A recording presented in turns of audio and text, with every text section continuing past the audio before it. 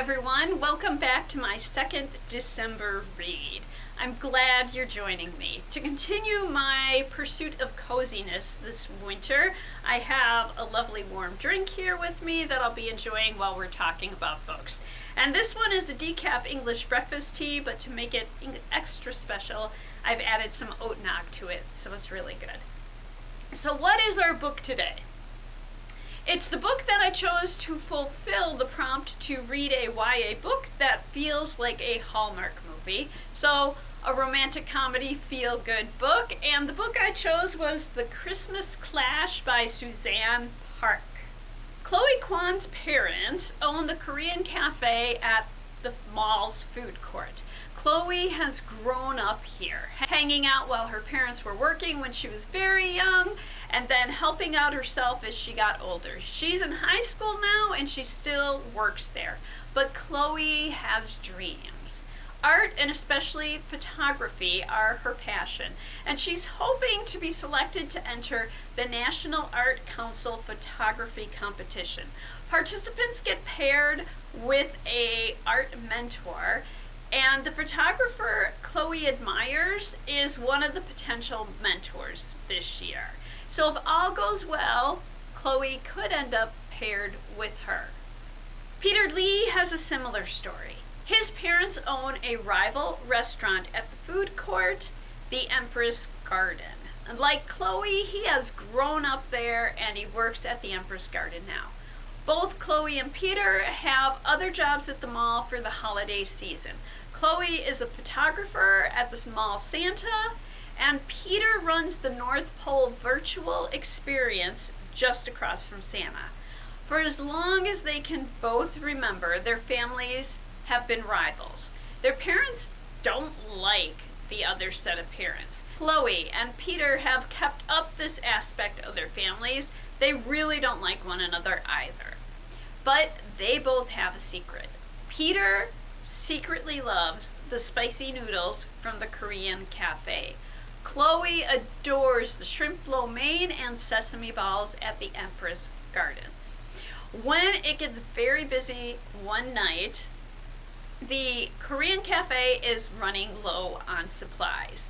Peter, without the knowledge of either of their parents, agrees to give Chloe some of the supplies they need. In return, Chloe's going to do some photography for him. And afterwards, they each bring the other's favorite to one another and they have dinner together. Later, Chloe finds some letters that her parents haven't told her about from the mall's owner. He is planning to close the mall and convert it to condos. She contacts Peter to see if he can find out anything from his parents, because both sets of parents are keeping this from their kids because they don't want them to have to worry about it. But Chloe and Peter aren't just kids. They are determined to help save the mall and their parents' restaurants, even if they have to join forces and work together to do it. The Christmas Clash is told from the alternating points of view of Chloe and Peter, which makes it even more impactful. This is an enemies to sweetheart book at its best. So what can you read for a similar experience? First, we're going to talk about So This Is Christmas by Tracy, Andreen. And our copy of So This Is Christmas is currently checked out, but there is another copy in the system that you can request. Christmas in the title of this book refers not only to Christmas the holiday, but also to the city of Christmas, Oklahoma. And the city has a Christmas theme with businesses named to evoke the holiday season and events like a light show and a parade and a party right before Christmas. In the autumn, Finley transferred from her school in Christmas to a high-end private boarding school in the East. In Christmas, she was top of her class and adored by all her teachers. At her new school, she's not liked as much by her teachers. In Christmas, she had a boyfriend.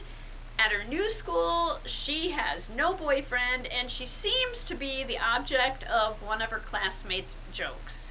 And she is no longer top student in her class. That's Arthur, and he really just kind of annoys her. Tired of being the class joke, Finley alters the website of the City of Christmas, Oklahoma, and she makes it seem way more exciting than it is, especially during the holidays. When Finley goes home for the holidays, she returns to a Christmas that is very different than the one she left. Her boyfriend is now dating her best friend. Her house is empty, and she discovers that her dad is living with his mom, her grandmother, at the inn that she runs. And while Finley is staying at the inn, she is surprised to discover that two of their guests are her classmate Arthur and his aunt. Arthur, after having seen the website changes that Finley had made, decided that Christmas, Oklahoma, is exactly the kind of place that he and his aunt want to spend their Christmas at. So it's up to Finley to make sure that Arthur and his aunt get the Christmas she basically promised on the website. Let It Snow by John Green, Maureen Johnson, and Lauren Myracle. A storm on Christmas Eve buries Gracetown in feet of snow.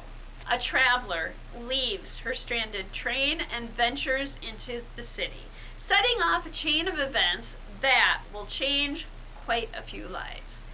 This book has 3 stories, one each by each of those authors I named, that interconnect and will steal your breath away. And there we are with the books for this time. Now it's time to pick my next December read. Once again, we'll use the calendar that I made. And so I'm just going to reach back there and hopefully... Okay, I need to stop. There, I've got one.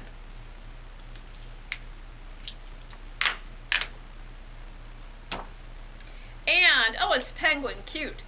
And I need to read a feel-good book, and so let me grab one. So we're going to read the 5th book of the Before the Coffee Gets Cold series, Before We Forget Kindness. So I'll be back within a week to talk about Before We Forget Kindness. I hope that you will join me then, and until then, I hope you enjoy all that you do and all that you read, and I hope that you're having a very cozy December. Thank you.